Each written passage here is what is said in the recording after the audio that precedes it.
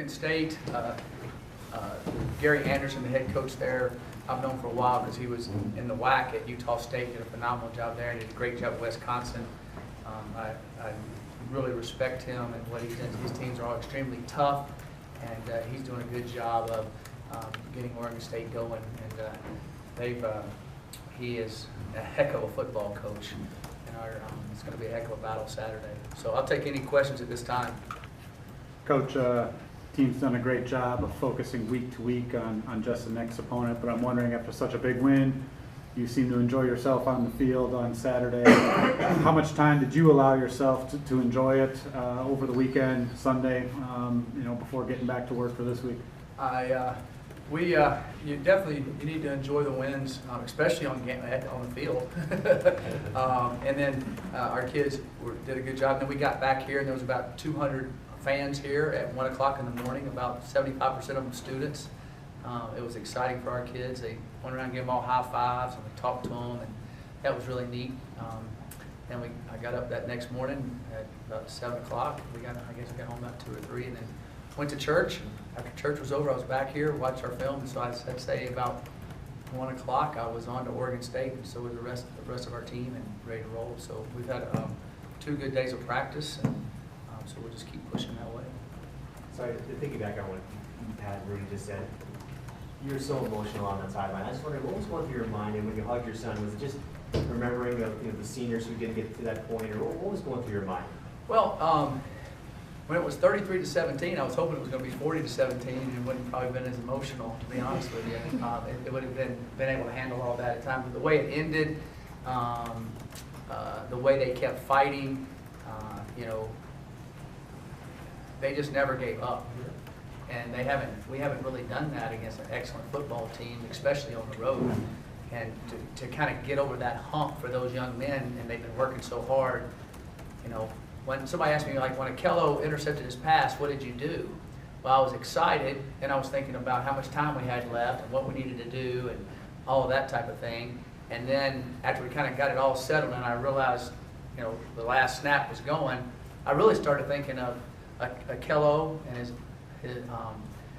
his dad Lucky and his mom Bobby, because recruiting him and all the different things. So in college it's a little bit different. You recruit these young men, you watch them grow up, they're in your office a lot, they go through different things, which is fun to watch them mature through, but sometimes you want to pull your hair out.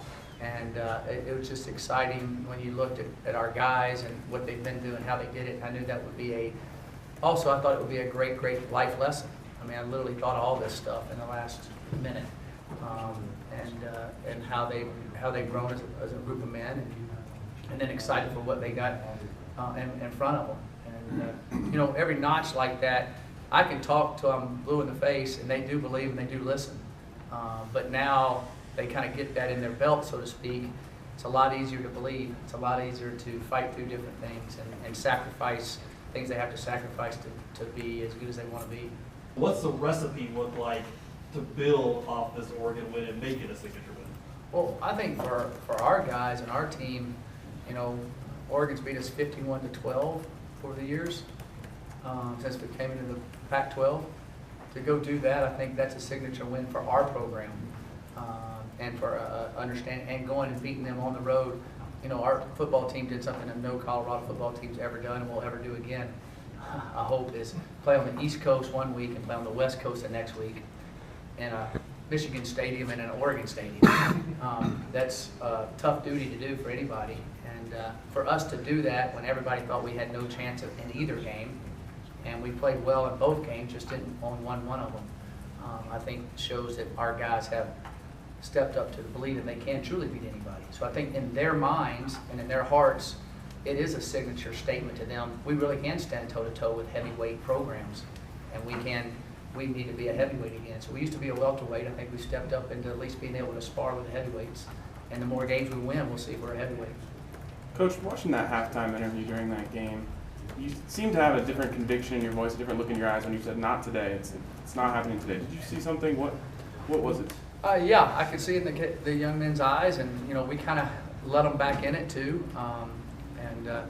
But we kept battling and looking around the sidelines. They just all kept playing. Where in the past, you'd be having, come on, get up, get up, get up. No, they just kept playing. I could just see, and I saw that at Michigan, too, when it kind of unraveled, and then all of a sudden we answered the bell at the beginning of the third quarter, which I thought was pretty impressive by those young men. And then didn't get to finish it like we'd like, but I definitely saw it in their eyes and definitely saw it in their work ethic and their attitude and the maturity. And it wasn't like you're having to get them up in the locker room at halftime. They were ready to go again. They wanted to get back out there. And even when they caught back up and went ahead, you could see they wanted to get back out there and play. As far as Cepho and Steven go, is it as simple as if Cepho's 90% or 100% are ready to go, he's still quarterback one, or can Steven get himself into the conversation with another out of this world performance? How does that work going forward? Well, that's a great question. It's all going to depend on how hot our team is at the time. I mean, and on how that works. And everybody understands that in sports. And so we need both of them because somebody's going to get dinged up. It's the way the game goes. And we need both of those guys ready to play and ready to go.